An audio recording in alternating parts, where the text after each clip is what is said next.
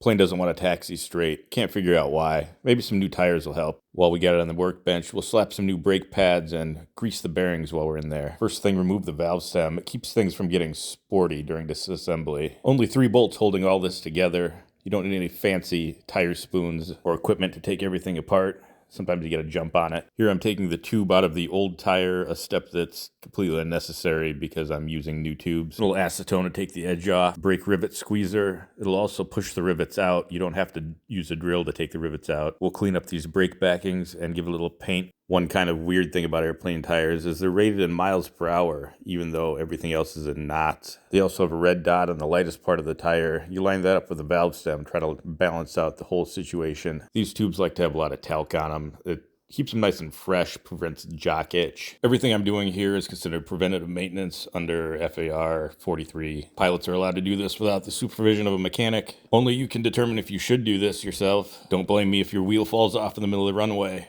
Actually, do blame me. Just tell Tower, yeah, I'm stuck on the active because Dirtbag Pilot told me to take my plane apart. For the wheel bearings, we're going to dip into our vintage private stock, pre-ban MEK. So we came here for a good time, not a long time. Either way, you're going to want to make sure your shaft is nice and clean.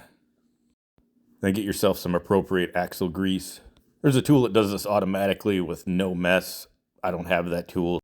Brake linings come with brass rivets. You just pop them in the holes and then squeeze them with the tool. Brakes are held on with 2 bolts. If we were Boeing, we'd stop right here. But since we actually care, we're going to torque them to spec and then safety wire them in place. For all the safety wire experts that say that I've got this on backwards, it's no problem to swap it around to the right way. Then the axle net goes back on. Don't forget your cotter pin and logbook entry. See ya!